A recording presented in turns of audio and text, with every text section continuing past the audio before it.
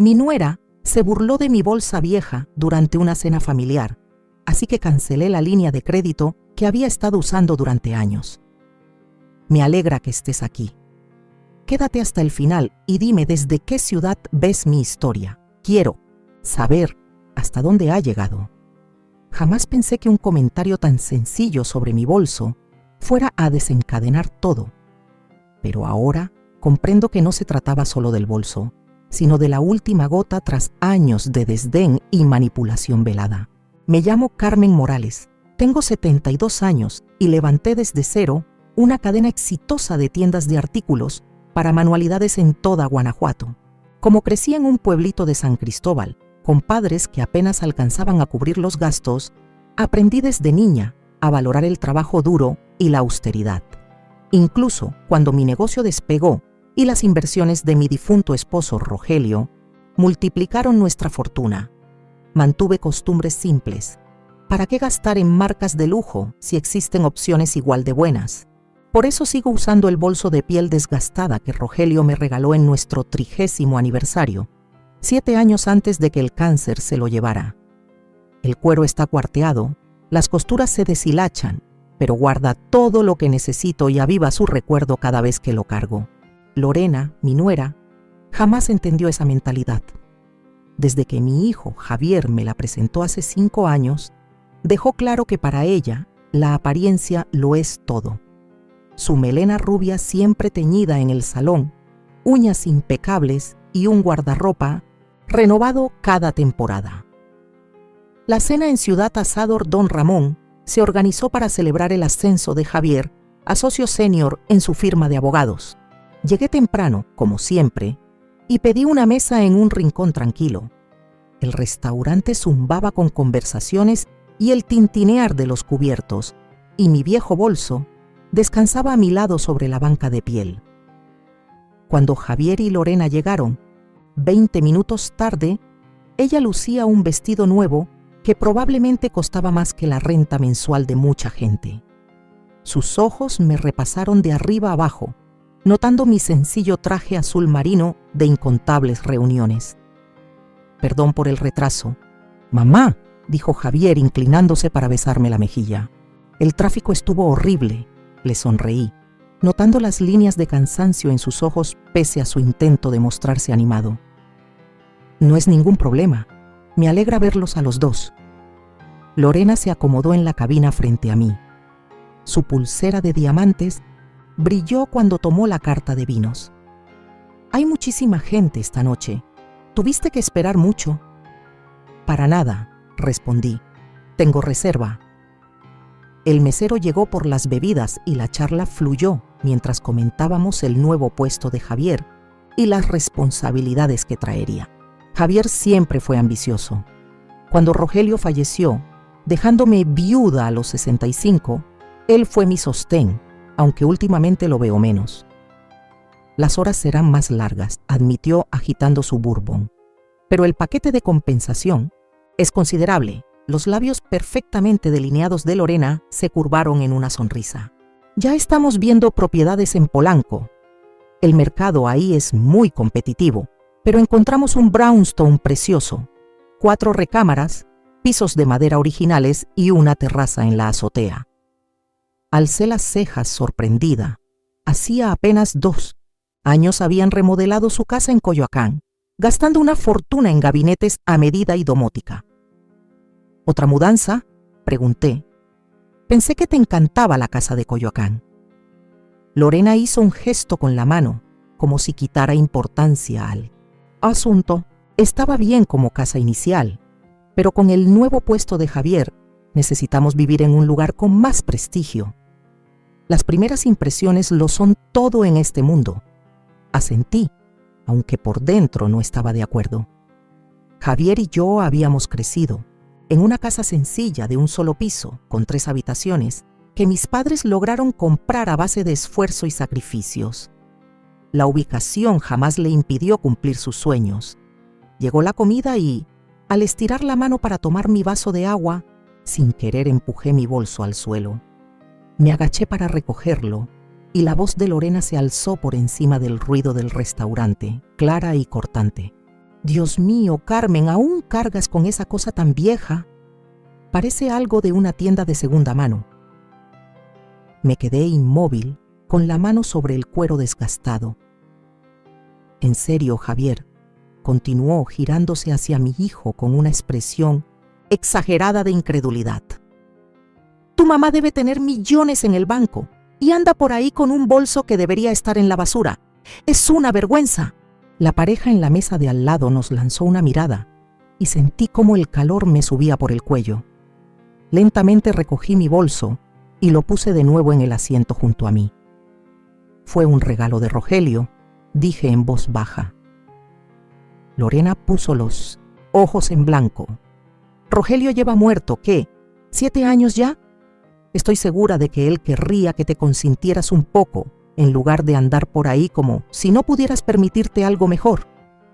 Javier se removió incómodo en su silla, pero no dijo una palabra en mi defensa. El silencio se alargó entre nosotros mientras yo lo miraba, esperando que dijera algo. Solo dio otro sorbo a su bourbon y cambió de tema. La crema de langosta aquí es excelente. Mamá, deberías probarla la próxima vez. En ese instante, vi con una claridad brutal lo que había estado ignorando por años. No era la primera vez que Lorena hacía comentarios hirientes sobre mi aspecto o mi estilo de vida. Tampoco era la primera vez que Javier prefería no enfrentarla en vez de ponerse de mi lado. Y sin duda, no era la primera vez que me tragaba el dolor y seguía adelante por mantener la paz. Lo que Lorena no sabía, lo que nunca se tomó el tiempo de descubrir, era que ese bolso viejo que tanto despreciaba no era solo un accesorio para mí, era el último regalo que Rogelio eligió por sí mismo antes de que su salud se deteriorara. Lo escogió porque el cuero marrón le recordaba al maletín que yo usaba cuando estaba levantando mi negocio. Algo bello, pero práctico. Para mí, belleza práctica, dijo, con esa sonrisa torcida que todavía echo de menos cada día. Tampoco sabía Lorena que, mientras criticaba mi apariencia y mis decisiones, se gastaba miles de dólares al mes en una línea de crédito que yo había abierto para Javier cuando comenzaba su carrera. Una línea que seguí manteniendo incluso después de que se casara con ella, aunque veía cómo sus gastos se volvían cada vez más exagerados, algo que nunca llegué a comprender. La cena siguió, con Lorena acaparando la conversación, mencionando nombres de gente que quería impresionar y lugares donde quería ser vista. Javier intervenía de vez en cuando, pero noté que casi nunca me miraba a los ojos. ¿Cuándo fue que mi hijo, antes seguro y compasivo, se convirtió en este hombre que se quedaba callado mientras su esposa se burlaba de su madre? Al salir del distintos restaurante mientras esperábamos que el valet trajera su Tesla, Lorena vio a un excompañero de Javier y de inmediato lo jaló para ir a hacer conexiones, dejándome sola. «Te llamo la próxima semana, mamá», dijo Javier rápidamente por encima del hombro, ya siendo arrastrado hacia la otra pareja. Los vi alejarse, el brazo de Lorena enganchado con posesividad al de Javier, la cabeza inclinada hacia atrás, con una risa ensayada. En ese momento tomé una decisión que llevaba años gestándose. Conduje de regreso a mi casa colonial, modesta pero acogedora, en San Miguel de Allende, la casa donde Javier creció y donde Rogelio y yo construimos nuestra vida juntos. El crujido familiar del tercer escalón me recibió mientras subía hacia la recámara, sentada frente a mi tocador antiguo, una de esas piezas que Lorena había insistido alguna vez en que ya era hora de cambiar. Saqué el celular de mi bolso, abrí la aplicación del banco y confirmé lo que ya sospechaba. Solo en el último mes se habían hecho cargos por $4,700 en boutiques de diseñador, $3,300 en un spa en Valle de Bravo y varios recibos de restaurante, cada uno superando los $500. Todo eso cargado a la línea de crédito que había abierto para Javier, pensando en emergencias después de que terminara la universidad. Por años me hice de la vista gorda, diciéndome que era mi manera de ayudar a mi hijo, pero en realidad Lo que hice fue mantener el estilo de vida de Lorena mientras ella me trataba con un desdén cada vez más evidente. La verdad me cayó encima como una cobija de plomo. Al querer ayudar, terminé financiando la misma conducta que ahora estaba separándome de mi hijo. Esa noche, al colocar mi ridículo bolso sobre el buró, en el mismo lugar donde había dormido durante 7 años, tomé una decisión. Mañana llamaría a mi asesor financiero. Mañana todo empezaría a cambiar. No podía controlar el comportamiento de Lorena ni obligar a Javier a defenderme. Pero sí podía controlar lo que yo hacía y ya era hora de hacerlo. A la mañana siguiente de la cena, desperté más temprano de lo habitual. Los primeros rayos del sol se filtraban por las cortinas de mi cuarto, las mismas que Rogelio y yo habíamos escogido 15 años atrás. Lorena, durante una de sus escasas visitas, las había llamado anticuadas. Recorrí con la mirada el estampado floral, recordando cómo Rogelio y yo habíamos dudado entre ese diseño y uno de rayas. Decisiones pequeñas que juntas construyeron una vida. Tomé el celular y encontré un mensaje de Javier enviado la noche anterior. Gracias por la cena, mamá. Lorena está bajo mucha presión con su nuevo puesto en la fundación. No te tomes personal lo del bolso. Dejé el celular sin contestar. Después de 42 años siendo madre, ya sabía cuándo mi hijo daba excusas en vez de una disculpa sincera. Lorena no tenía ningún puesto en la fundación. Formaba parte del consejo de una organización benéfica local, algo que solo implicaba asistir a reuniones trimestrales y eventos con cócteles. Era un símbolo de estatus, no un trabajo. A las 9 en punto ya estaba sentada en la oficina de don Guillermo en Ciudad Trust Advisors. Don había manejado mis finanzas desde antes de la muerte de Rogelio y a sus 78 años no tenía ninguna intención de retirarse. Mantiene la mente despierta, siempre decía cuando le preguntaba. Esto no lo esperaba, Carmen, dijo Don, mirándome por encima de las gafas que siempre colgaban de la punta de su nariz. Normalmente esperas a nuestra revisión trimestral. Necesito hacer algunos ajustes a mis arreglos financieros, respondí. En específico, sobre la línea de crédito de Javier. Don asintió y abrió mis cuentas en su computadora. La que tiene el límite de $50,000. Veo que el saldo actual es de 43,080. No me sorprendió la cifra, pero escucharla tan directa me revolvió el estómago. ¿Cuándo abrí esa línea de crédito por primera vez? Don revisó sus archivos. Veamos. La abriste cuando Javier terminó la Facultad de Derecho hace unos 12 años. En un principio era para emergencias y para ayudarle con su primer departamento en ciudad. ¿Y cuándo empezaron a cambiar los patrones de gasto? Pregunté, aunque ya sabía la respuesta.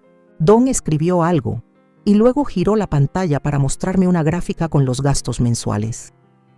Hubo un aumento considerable hace aproximadamente 4 años. El gasto mensual promedio se disparó de unos 800 a más de 3,200 fue hace 4 años, justo después de que Javier se casó con Lorena. Quiero cerrar esa línea de crédito, dije, con una voz más firme de lo que imaginaba. Don se quitó los lentes y me observó detenidamente. ¿Estás segura, Catherine? Esto es bastante repentino. Abrí mi bolso, sí, el mismo que Lorena se había burlado, y saqué una libretita donde había anotado fechas y montos en una noche sin poder dormir. Mira estos cargos, Don. Tiendas de ropa de diseñador, spas de lujo, gastos en restaurantes que ni siquiera conozco. Esto ya no es para ayudar a Javier a salir de apuros. Esto es para sostener un estilo de vida. Don revisó mis notas, su expresión se tornó más preocupada. Entiendo tu punto, pero ¿no preferirías hablar con Javier primero? Tal vez establecer un límite más bajo. Ya intenté hablar con Javier sobre el dinero antes. Se pone a la defensiva o me asegura que es algo temporal. Me incorporé en la silla. Es hora de poner límites claros. Muy bien, dijo Don con un suspiro. ¿Qué quieres hacer exactamente? Quiero cerrar completamente la línea de crédito, respondí. pero no quiero dejarlos colgados con el saldo actual. Lo pagaré por última vez, y ahí termina todo. Don asintió y comenzó a teclear. ¿Y tus otros arreglos? El fideicomiso para Javier, tu testamento. También había pensado en eso. Agendemos otra reunión la próxima semana para hablar de eso. Puede que quiera hacer algunos ajustes. Carmen, dijo Don con voz suave, conozco a tu familia desde hace décadas. Pase lo que pase. ¿Estás segura de que quieres manejarlo así? Una imagen me cruzó la mente. Javier a los 7 años, entregándome con orgullo una tarjeta del Día de las Madres hecha por él. Javier a los 18, ayudando a su padre a construir repisas para mi oficina. Javier a los 30, junto a Lorena el día de su boda, lleno de ilusión y planes. Luego, recordé su silencio la noche anterior, cuando Lorena se burló de algo que para mí tenía mucho valor, y mi decisión se reafirmó. No lo hago para castigarlo, Don. Lo hago porque llevo años permitiendo un comportamiento que no le hace bien a nadie. Esto tiene que parar. En el camino de regreso a casa, tomé un desvío para pasar frente a la casa de Javier y Lorena en Coyoacán, un estilo colonial con jardín perfectamente cuidado y un garaje para 3 autos. Por supuesto, no estaban. Javier estaría en la oficina y Lorena seguramente en su clase semanal de tenis, seguida de un almuerzo con sus amigas. Todo financiado, directa o indirectamente, por mí. Pensé en todas las veces que los visité y me sentí como una invitada, no como familia. Como Lorena siempre encontraba la manera de señalar lo anticuado de la decoración en mi casa o sugerirme que me consintiera con cosas que ni siquiera me interesaban. Como Javier fue adoptando poco a poco sus valores, convirtiéndose en alguien que mide el valor por etiquetas de precio y estatus, no por carácter. No siempre fue así. El Javier que yo crié era atento, con los pies en la tierra. ¿Cuándo cambió eso? Esa pregunta me acompañaba mientras llegaba a casa. Al entrar al garaje sonó mi celular. Era el número de la oficina de Javier. «Mamá», dijo al contestar con la voz tensa, «me acaba de llamar la compañía de la tarjeta. Dicen que van a cerrar la cuenta. Debe haber un error, así que ya había comenzado». Don no perdió tiempo. «No es un error, Javier», respondí con calma. «He decidido cerrar esa línea de crédito». Un silencio. «¿Qué? ¿Por qué harías eso sin hablar conmigo antes?» «Estoy hablando contigo ahora», le contesté. «Mamá, usamos esa tarjeta para gastos esenciales. Tenemos compromisos». Salí del coche y caminé hacia la puerta de mi casa, el teléfono pegado a mi oído. «¿Qué gastos esenciales, Javier? Lo que veo son cargos en boutiques de lujo y restaurantes de 5 estrellas». «Eso no es justo», protestó. «Lorena tiene responsabilidades que requieren que mantenga cierta imagen, por el trabajo que hace en la fundación. Asistir a 4 cenas de gala al año no es trabajar, Javier, es socializar». Abrí la puerta y entré. La casa estaba en silencio, como lo ha estado desde que murió Rogelio. Llevo años subvencionando su estilo de vida y nunca me quejé. Pero no voy a seguir financiando una vida en la que se me falta el respeto. ¿Esto es por lo que Lorena dijo sobre tu bolso? Mamá, no lo dijo con mala intención, solo que no entiende por qué alguien con tus recursos vive tan modestamente. Dejé las llaves sobre la mesita de entrada. Otra pieza que Rogelio y yo habíamos elegido juntos.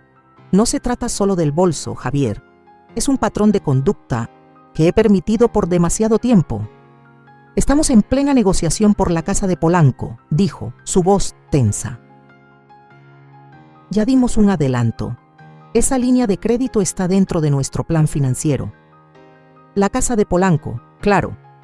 Otro intento de estatus que en realidad no podían permitirse. Ya pagué el saldo pendiente, le dije. Empiezan desde cero. Lo que hagan de aquí en adelante es cosa suya, pero no será con mi crédito. Mamá, por favor, solo hasta que cerremos lo de la casa, 1 mes más, máximo. Su tono suplicante casi me hizo flaquear. Pero recordé el tono burlón de Lorena en el restaurante las miradas de los comensales cercanos y el silencio de mi hijo. Lo siento, Javier, pero mi decisión es definitiva. No entiendes lo que estás haciendo, dijo, ahora con rabia, reemplazando el asombro. Lorena va a estar destrozada. Tenemos compromisos basados en esa línea de crédito. Entonces te sugiero que tengas una conversación honesta con tu esposa sobre su verdadera situación financiera, dije, algo que debería haber pasado hace años. No puedo creer que nos hagas esto, dijo Javier, después de todo lo que hemos hecho por ti. La frase fue tan inesperada que casi se me cae el teléfono. ¿Qué exactamente han hecho por mí, Javier?, balbuceó. Nosotros vamos a verte. Te incluimos en los eventos familiares. Lorena siempre se asegura de invitarte a las galas de su fundación. Eventos donde me sentaban lejos de la mesa principal. Invitaciones que se sentían más como obligaciones que como un verdadero deseo de mi compañía. Ya veo, dije en voz baja. Bueno, quizás todos necesitamos tiempo para reconsiderar nuestras relaciones y expectativas. Lorena me va a echar la culpa por esto, dijo. Su voz sonaba pequeña, como cuando era niño y venía a mí después de cometer un error. Entonces, quizás ya es momento de que ambos tengan una conversación sincera sobre el dinero y el respeto.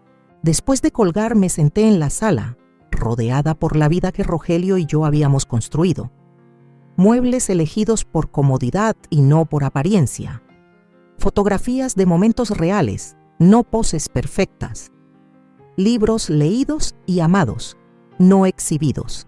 Para impresionar, todo lo que Lorena encontraba decepcionante en mi estilo de vida era justamente lo que le daba sentido a mi existencia. Caminé hacia el gabinete donde guardo los álbumes de fotos y saqué uno de la época en que Javier estaba en la secundaria. Ahí estaba en su graduación, sonriendo entre Rogelio y yo. Su futuro brillaba de promesas. Toqué su rostro en la foto, preguntándome en qué momento empezaron a cambiar las cosas.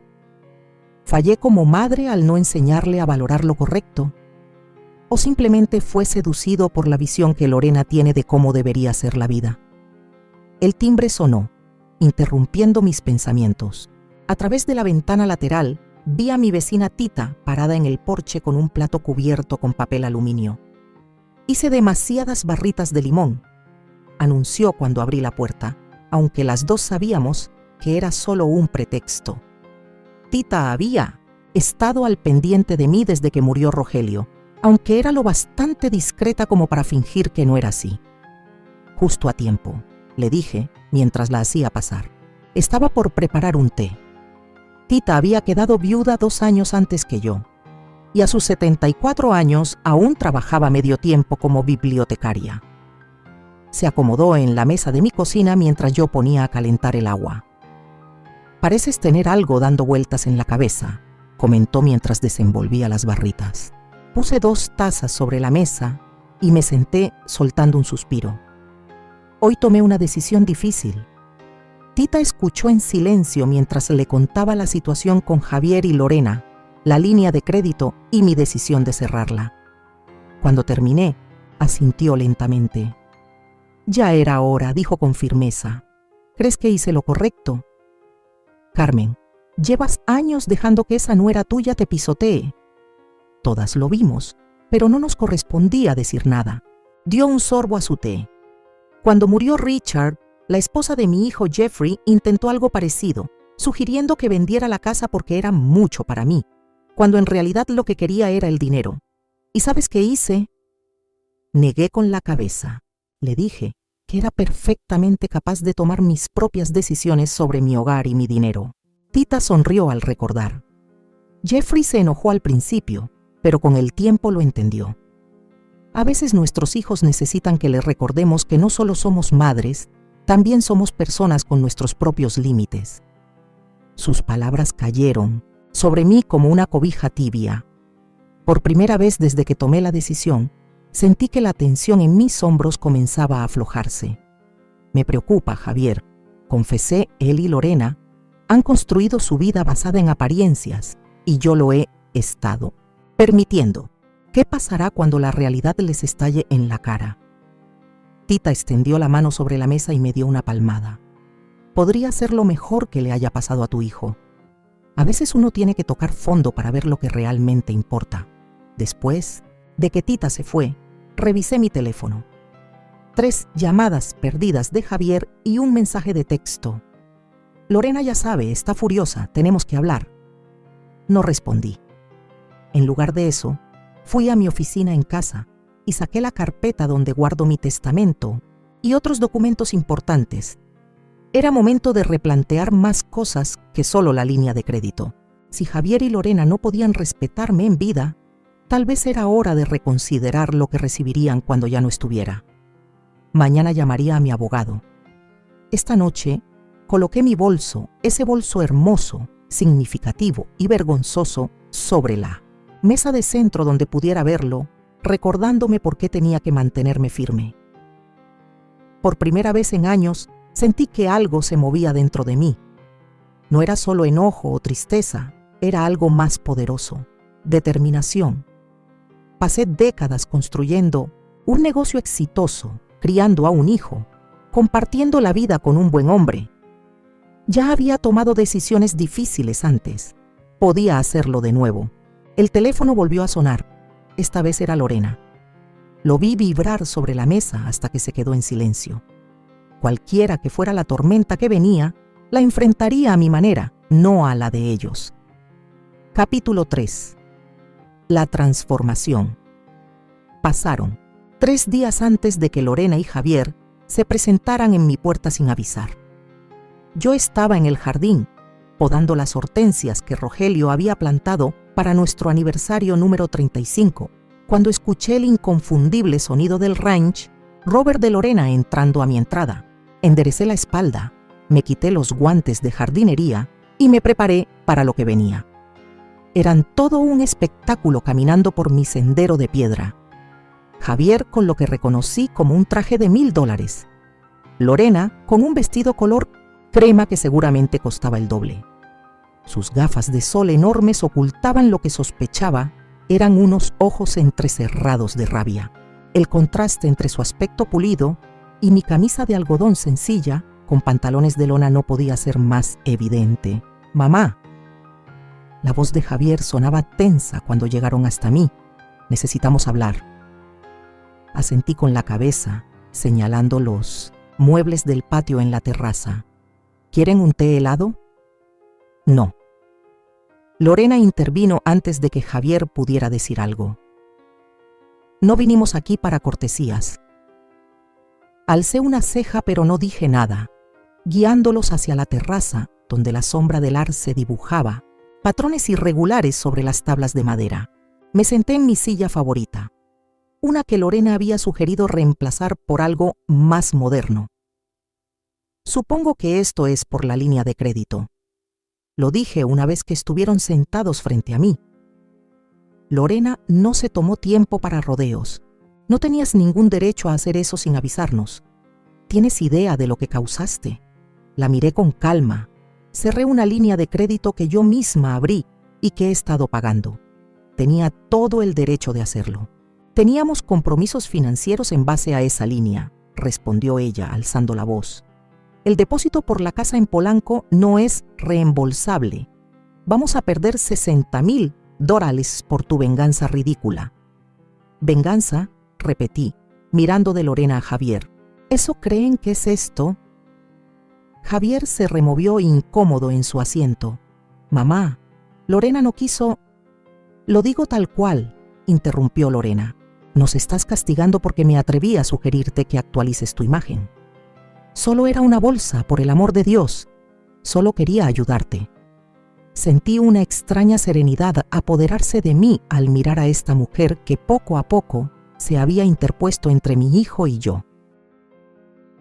Que había ido desgastando sistemáticamente los valores que con tanto esfuerzo le inculqué. Que gastaba mi dinero mientras juzgaba en voz alta cómo usaba el mío. Esto no tiene que ver con la bolsa, Lorena, dije. Aunque debo admitir que tu idea de ayuda es fascinante. ¿Siempre te burlas de la gente que intentas ayudar frente a los demás? Lorena se sonrojó pero no dio un paso atrás. Nunca me has aprobado. Desde el primer día me juzgas por disfrutar las cosas bonitas, por querer una buena vida. Y ahora estás saboteando nuestro futuro por eso. Me volví hacia Javier, que observaba el intercambio en silencio. ¿Tú también crees eso, Javier? ¿Que quiero sabotearlos? Dudó, mirando a Lorena antes de responder. Creo que estás molesta y no estás considerando las consecuencias reales de tus actos. Hemos construido nuestra vida sobre ciertas expectativas financieras. Expectativas, repetí, dejando que la palabra flotara en el aire. Esperaban que yo siguiera financiando su estilo de vida para siempre, sin cuestionamientos, que aceptara faltas de respeto y críticas como parte del trato. Me incliné hacia adelante, mirando a mi hijo directamente a los ojos. Dime, Javier, ¿cuándo empezaste a ver estos gestos como derechos en lugar de regalos? Javier tuvo la decencia de parecer incómodo. No es justo, mamá. Hemos estado agradecidos. Lorena soltó un bufido audible interrumpiéndolo.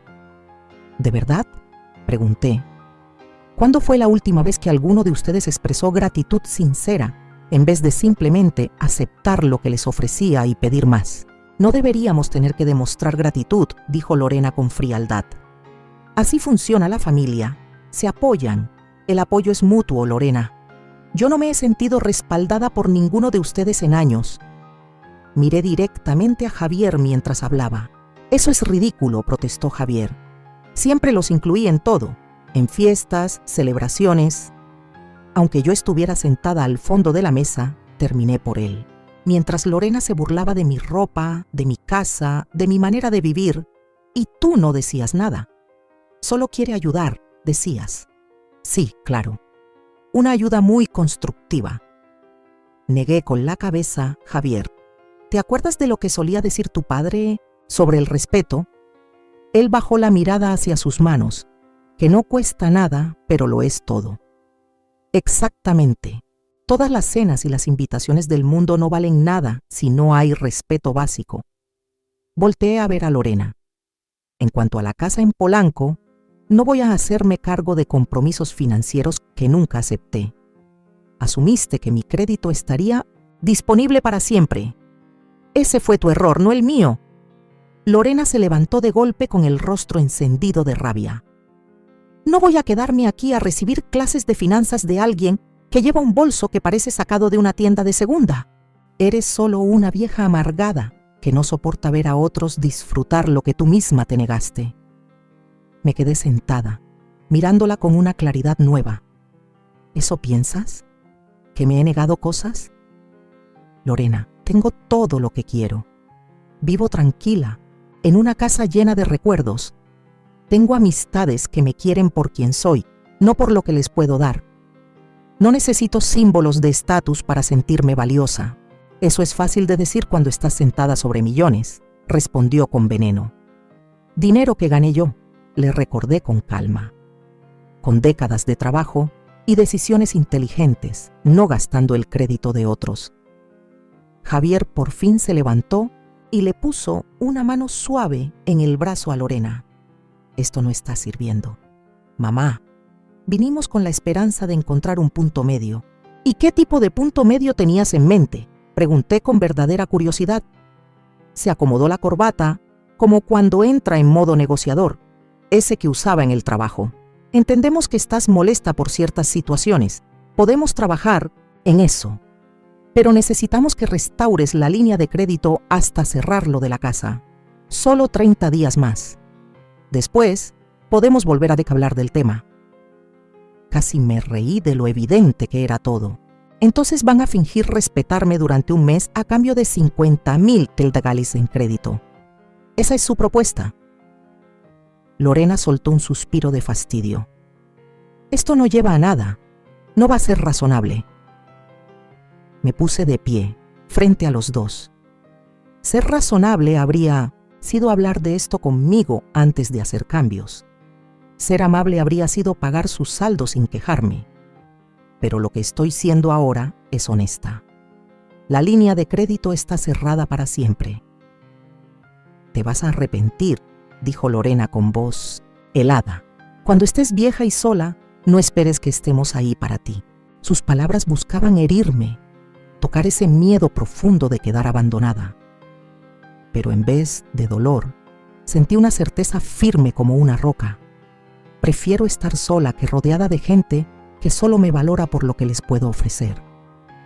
Eso dije, sin adornos. Javier parecía desconcertado. Mamá, ella no lo dice en serio. Claro que vamos a estar contigo. ¿De verdad, Javier? Porque desde donde estoy parada, no has estado ahí para mí en años. No cuando Lorena me critica, no cuando se toman decisiones que me afectan sin consultarme, ni siquiera cuando se burlan de mí en público. Su cara se encendió. Eso no es justo. No, no lo es. Nada de esto lo es. Pero es la realidad. Y ya es hora de que todos la enfrentemos. Me enderecé. Ahora, si me disculpan, tengo planes esta tarde. ¿Planes?, repitió Lorena con sorna. Sí, planes. Una vida. Intereses. Hice un gesto hacia la entrada del coche. Creo que ya dijimos todo lo que había que decir por ahora.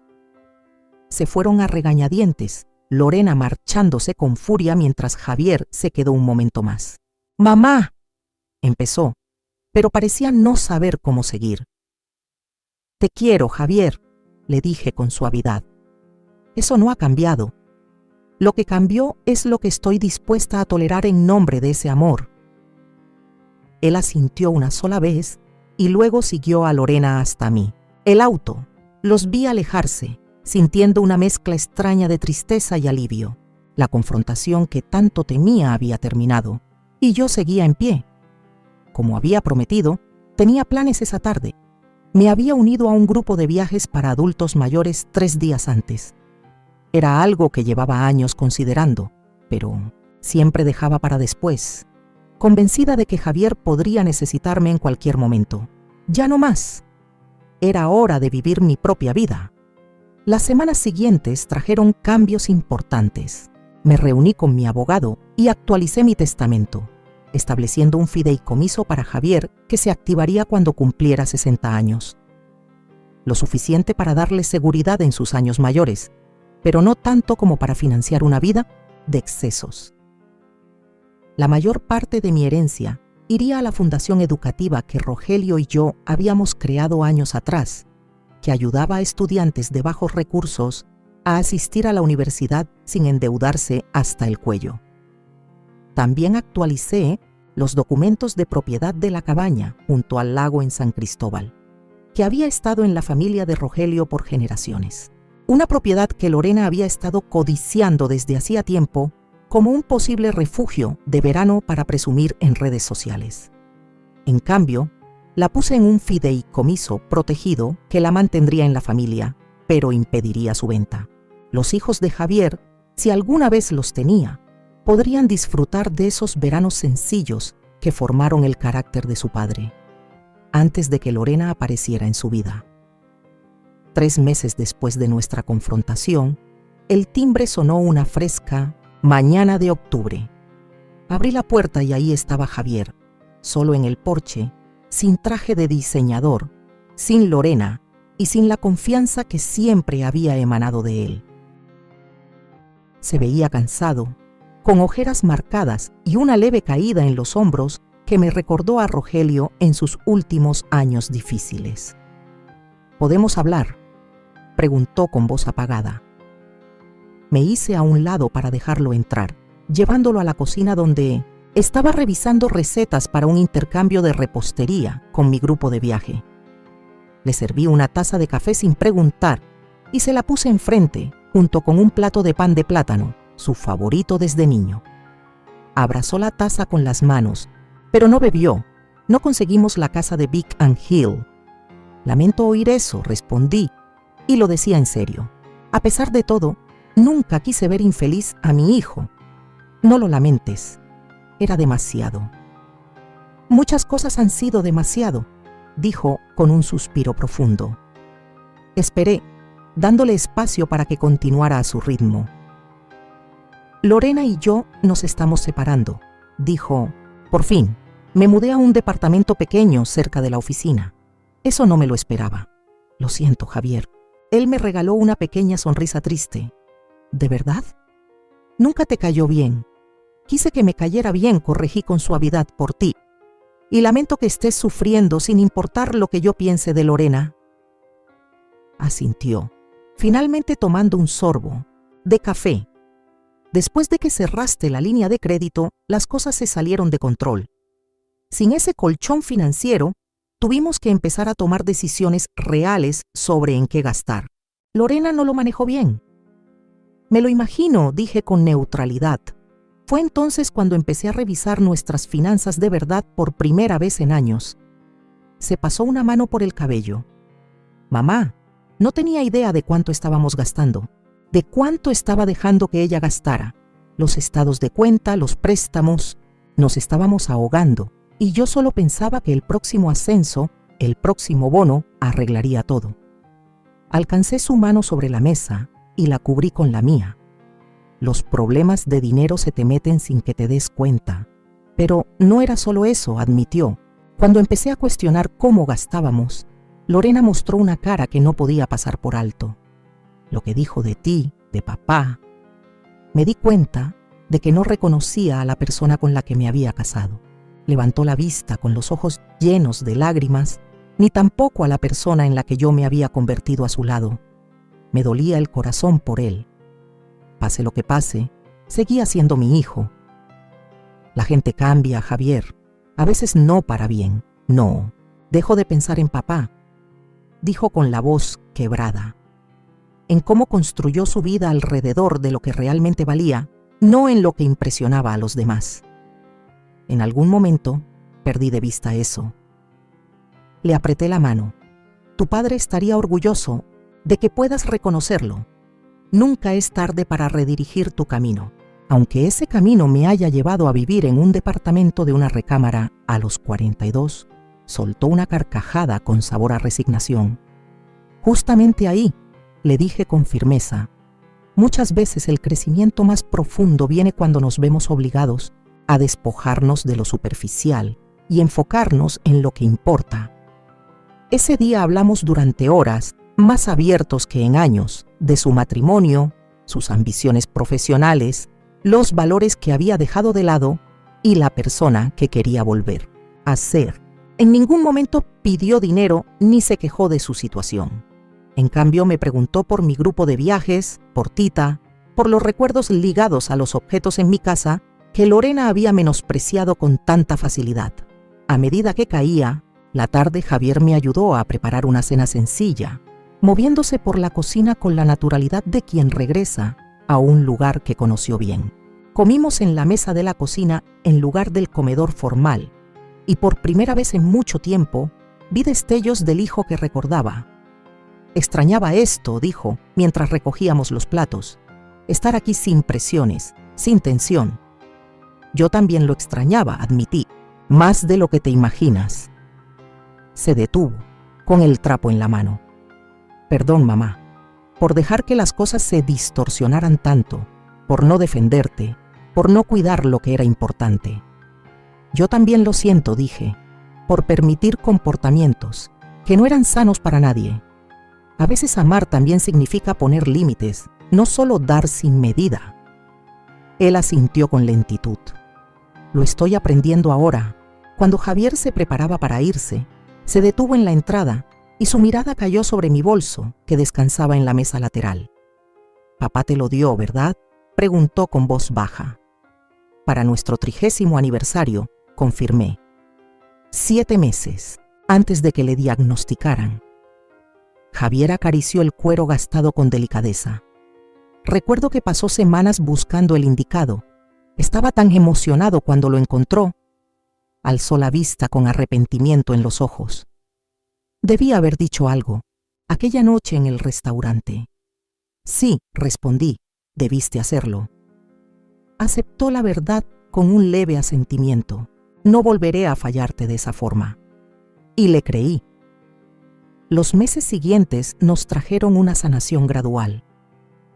Javier se concentró en reconstruir su vida con un nuevo sentido de propósito y honestidad.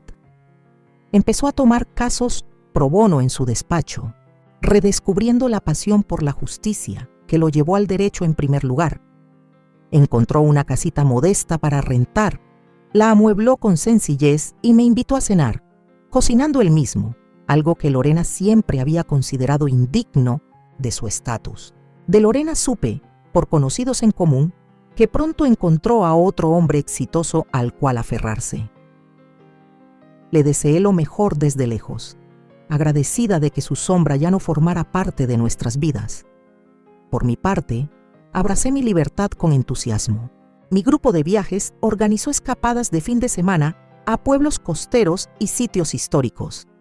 Me ofrecí como voluntaria en el centro local de alfabetización, enseñando habilidades empresariales a mujeres que estaban retomando su lugar en el mundo laboral. Almorzaba con Tita 2 veces por semana y ya estábamos planeando un viaje largo al Gran Cañón en primavera.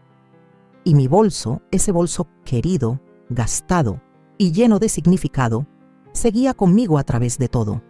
Un recordatorio constante de que el verdadero valor no se encuentra en lo nuevo ni en el estatus, sino en el significado y la memoria.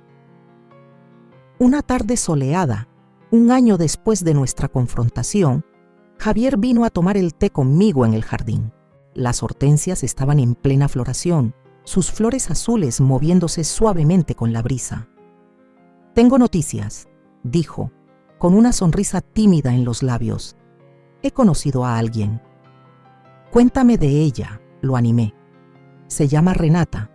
Es enfermera, pediátrica en el Mass General». Su expresión se suavizó mientras hablaba. «Es amable, mamá, realmente amable, y valora lo que de verdad importa». «Suena encantadora», dije con sinceridad. «Me encantará conocerla». «Ella también tiene muchas ganas de conocerte. Le conté sobre tu negocio, cómo lo levantaste desde cero». Hizo una pausa. «También le hablé del último año, de lo que aprendí». Asentí, conmovida por su franqueza. «La honestidad es una base sólida. Quiere cenar aquí, si te parece bien. Dice que quiere ver el jardín del que siempre hablo. Tanto». «Me encantaría», dije. La idea de darle la bienvenida a alguien nuevo en esta familia que aún sanaba se sentía bien. Mientras Javier me ayudaba a recoger las cosas del té, se detuvo un momento mirando el jardín que tanto había amado su padre. «Sabes, estaba enojado cuando cerraste esa línea de crédito. Pensé que querías controlarme, castigarme». «¿Y ahora?», pregunté. Se volvió hacia mí, con la mirada clara y directa. «Ahora creo que fue lo mejor que pudiste haber hecho por mí». Me obligó a enfrentar verdades que llevaba años evitando. Extendí la mano para tocar su mejilla, a este hijo que se había perdido y vuelto a encontrar. A veces, el regalo más amoroso que podemos dar es la verdad, incluso cuando duele. Más tarde, después de que Javier se fue, me quedé sola en el jardín, viendo cómo el atardecer pintaba el cielo en tonos dorados y rosados. Mi bolso estaba a mi lado en la banca, el cuero suavizado por los años de uso y cuidado. Pasé los dedos por su superficie, sintiendo las pequeñas imperfecciones que lo hacían únicamente mío. A lo lejos, escuchaba a niños jugando en el patio de un vecino, sus risas flotando con la brisa de la tarde. La vida seguía su ciclo de crecimiento, cambio y renovación. Vendrían más retos, más conversaciones difíciles, más límites que mantener. Pero por ahora, en este momento, estaba justo donde quería estar, sin definirme por lo que daba a los demás, sino por lo que elegía ser para mí misma. La verdad, que me tomó 72 años aceptar por completo, era sencilla. El respeto no se compra, el amor no se debe ganar, y las cosas más valiosas de la vida rara vez tienen precio. Al recoger mis cosas para entrar a casa, me sentí más ligera que en muchos años. Ese viejo bolso que había provocado tanto conflicto ahora simbolizaba otra cosa. No solo recuerdos de Rogelio, sino mi propia fuerza silenciosa, la fuerza de mantenerme firme, de valorarme, y de entender que a veces el mayor regalo que podemos dar a quienes amamos es el valor de enfrentar la realidad. Jamás olvidaré aquella tarde de domingo en que Javier trajo a Renata a cenar por primera vez. El otoño estaba en su punto exacto, hojas rojas sobre el sendero de piedra, el aire perfumado con leña recién encendida. Yo llevaba la mañana entera preparando mole poblano, un platillo que Rogelio adoraba y que, según Javier, Renata moría por probar. No quería impresionarla con vajillas de lujo ni con candelabros. Quería que oliera a hogar, a honradez, a la vida real que tanto me costó defender. Desde la ventana de la cocina los vi bajar del coche. Javier con su saco sport de lana nada, de trajes carísimos esta vez, y ella con un suéter color crema, jeans sencillos y el cabello recogido en una cola alta que dejaba ver unos ojos enormes y sinceros. Traía un ramito de dalias y una bolsa de mercado con algo dentro. Señora Morales, traje tortillas hechas a mano. Pensé que podrían acompañar el mole. Soltó apenas cruzó el umbral con un acento dulce de Nuevo México que me llegó directo al pecho. Reí con gusto. Entonces ya sabes mi punto débil. Me ayudó a atar el mandil, se lavó las manos sin que yo lo pidiera y preguntó dónde guardaba la sal de grano. No se quedó plantada como espectadora. Se arremangó y empezó a dorar pepitas para espolvorear el arroz. Su cuerpo pequeño se movía ligero entre gabinetes, como si mi cocina siempre hubiera sido suya. Javier nos miraba, una mano en la mejilla, sorprendido de lo rápido que Renata y yo tejíamos complicidad. Durante la cena charlamos de todo, los turnos nocturnos en pediatría, los historiales de pacientes que aún la hacían llorar. La primera vez que Javier le habló de mí. Dijo que usted ve la vida con los pies en la tierra y el corazón en el cielo, confesó, y mis ojos picaron más que la raja de chile ancho que acababa de morder. Entre bocado y bocado, Renata volteaba hacia Javier con una ternura que no vi jamás en Lorena. En esos silencios de mirada, yo distinguí respeto, no cálculo. Después brindamos con té de Jamaica. Al tocar su taza, ella me dijo: quiero aprender a cuidar hortensias. Me enseñaría. Quiero recuperar la paciencia que la ciudad me roba. Una semilla se abrió en mi pecho. Así empieza la familia, pensé, en peticiones humildes. Cuando terminamos el postre, flan de café que Tita me enseñó a hacer, Renata pidió permiso para lavar los trastes. Le indiqué el fregadero, mientras enjabonaba, canturreó en voz baja: cielito lindo. Yo, que nunca había oído a Lorena entonar más que críticas, sentí que esa sencilla melodía sanaba grietas. Al despedirse, Renata me abrazó con la calidez de quien abraza un futuro suegro, no un bolsillo abierto. Gracias por recibirme en su casa, murmuró. Después, ya solos, Javier tomó mi mano. ¿Qué opinas? Le respondí lo mismo que mi madre me dijo la noche en que le presenté a Rogelio. Si te hace mejor persona, ahí está la respuesta. Pasaron semanas y la relación floreció. Renata venía cada sábado a trasplantar esquejes o a probar mis recetas. Se sentaba conmigo a coser mantas para la fundación educativa, escuchaba historias de Rogelio y preguntaba por cada foto enmarcada. No una sola vez la vi mirar el precio de algo. Traía galletas para Tita, libros de medicina infantil para la biblioteca local y sobre todo tiempo. Ese regalo escaso que nadie puede fingir. Una tarde de diciembre, mientras decorábamos galletas de jengibre, Javier llamó a todos al patio. Bajo la luz de unas series navideñas colgadas en los robles, se hincó y le ofreció a Renata un anillo sencillo con un diamante pequeño. Ella lloró, dijo que sí, y luego se volvió hacia mí. ¿Acepta ser mi segunda mamá?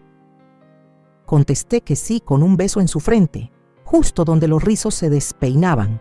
Esa noche antes de dormir, abrí mi cajita de recuerdos donde guardo el reloj de bolsillo de Rogelio, cartas de clientes que me agradecieron un empleo, pétalos secos de nuestras primeras hortensias. Allí guardé el listón rojo con el que Javier envolvió la cajita del anillo. Sentí la presencia de Rogelio a mi lado, orgulloso de la mujer que estaba a punto de entrar a nuestra familia. Mi bolso viejo, sobre la silla, parecía sonreír, con sus costuras deshilachadas, testigo de que la auténtica riqueza no se mide en el brillo del oro, sino en la profundidad de los vínculos que cosechamos. Un domingo de enero, Renata regresó con un folder lleno de dibujos que sus pequeños pacientes le habían regalado. Castillos, dinosaurios, planetas. Preguntó si podía colgarlos en mi estudio para llenarlo de esperanza. Así lo hicimos. Y cada trazo infantil me recordó que la vida nueva siempre encuentra grietas por donde asomarse. Fue entonces cuando Javier y Renata fijaron la fecha. Se casarían en julio, en mi jardín, rodeados de hortensias, regado con las mismas lágrimas de gratitud que yo disimulé entre plantas cada vez que la adversidad quiso doblarme. Me pidieron leer un pasaje durante la ceremonia. Elegí uno de mis cuadernos viejos donde anoto frases que me sostienen. El respeto no se compra, la dicha no se presume. Se siembran como semillas y se riegan con la constancia de los actos verdaderos. Cada noche antes de dormir practicaba la lectura, asegurándome de no titubear cuando llegara el momento. Preparar la boda fue un ejercicio de amor colectivo. Renata rechazó wedding planners caros. Prefirió mesas de madera alquiladas al vecino, platos de barro esmaltado y flores silvestres cortadas al amanecer por voluntarios del pueblo. Tita horneó pan dulce. Mis amigas del club de viajes cosieron mantelitos con los nombres de los invitados bordados. Hasta Javier, que no sabía enhebrar una aguja, se arremangó para pintar carteles indicadores y colocar focos atados con cuerda. Verlo trabajar con las manos, reírse cuando se manchaba de pintura, me devolvió al niño que fue, el que construía fuertes de sábanas en la sala y me llamaba capitana. Una noche, mientras doblábamos servilletas, él confesó: «Mam, estuve tan ciego. Quiero que estés orgullosa de la vida que estoy construyendo ahora». Le respondí que el orgullo verdadero no nace de la perfección, sino de la valentía de corregir el rumbo. Él me besó la frente y nuestras heridas terminaron de cicatrizar. Cuando faltaba una semana para la boda, el cielo regaló una lluvia suave que impregnó la tierra de aroma a promesa. Me senté en la terraza con mi inseparable bolso. El cuero viejo recogió las gotas como si fuera un cuenco y pensé, quizá esas marcas nuevas sean las arrugas de la historia que ahora empezamos a escribir juntos. El gran día llegó envuelto en un cielo despejado y un aire tibio que olía a albahaca y tierra húmeda. A las 6 de la mañana ya estaba de pie, con mi viejo bolso colgado del hombro, no por necesidad, sino porque quería que Rogelio asistiera conmigo, repasando la lista de pendientes, encender las luces enredadas en el arce, disponer los floreros de vidrio soplado, revisar que el mole recalentado de anoche mantuviera ese espesor perfecto que solo conoce quien lo remueve sin prisa. Renata apareció en la cocina envuelta en una bata blanca, el cabello recogido en un chongo despeinado y los ojos brillantes de emoción.